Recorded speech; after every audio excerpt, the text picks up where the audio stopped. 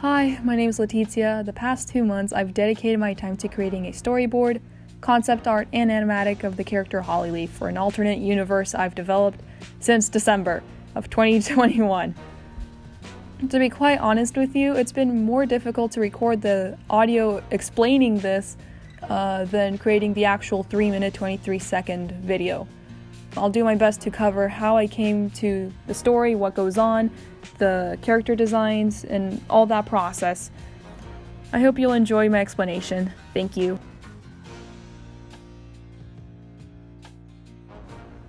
We open on a full moon. A black cat's visiting a pool of water and light flashes. The cat's pregnant with kids. These kids are blessed and eventually born. We see the kids snuggled up, and our protagonist Holly Kid is awoken by some flashes of light. She follows them outside, climbs a rock, and sees they're caused by the moon. We time skip forward to see that Holly Kid, now Hollyleaf, is an adult and still visiting this spot. Why? She gets to see the goddess of the night. This goddess gives Hollyleaf prophecies and omens for the future. One of these prophecies warns her of a clanmate who's going to eat poisonous berries. We cut to Hollyleaf in her nest later on. She's pressured by her clanmates and the cats she knows. They're represented by the black mass and will continuously be depicted as such. In the morning, she finds the cat and warns them. The cat denies this, offended by her warning them of their death, and the two argue. The camera pans up to reveal the black cat from the first shot, listening in. The argument eventually ends when the two finally leave each other alone. Hollyleaf sulks in her nest. Ashfur goes to eat some prey. We find out the prey Ashfur is eating has been poisoned. Hollyleaf's sulking ends when she sees cats are rushing towards the center of camp. She follows them to see Ashfur's body. Cats are suspicious and she's a suspect. Hollyleaf is worried. She looks towards her rock, gets an idea, and later that night goes there for a prophecy, something to guide her through this. And that's what she gets. A different god visits her this time and they warn her of a trial. Hollyleaf will be the suspect, the defendant. Worried by this information, she looks up to the moon. An animatic is like a more finished storyboard. It's closer to what the final vision of the animation will look like and what the animator will rely on more. I knew from the beginning what story I wanted to tell, and I know there's questions the audience has after watching this animatic.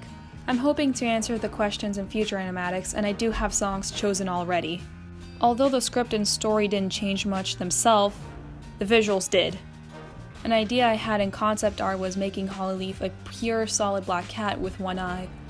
This changed as I made the animatic because I realized it'd be easier for the audience to connect with her if they could see her face fully. I did end up, however, using the solid black cat idea for one of the characters, and I used the one eye idea for the second god Hollyleaf meets. I made all the concept art one night when I sat down and replayed the song on loop. Colors were very important to me, even if this was an animatic. I used the color red and orange to show the future, danger, warning. You see the colors come up when she receives the prophecy about Ashfur dying, when she's worrying about the pressure her clan's putting on her, and when she's receiving her own prophecy of the trial. You'll also see that I frequently kept Hollyleaf on the right side of the screen. When Ashfur learns about his future demise, he's on the left side of the screen. When Hollyleaf learns about hers, she's on the left. For most of the animatic, she's on the right side, so when she switches to the left side, the audience subconsciously will know that something's going to happen to her. I learned a lot from this. Even though I have made an animatic in the past, being 5 minutes long, I found this animatic experience to push me in different ways because I focused a lot more on the color language, the concept art, and making a storyboard first on paper before making the animatic. What made my animatic process a lot smoother was making a paper storyboard first.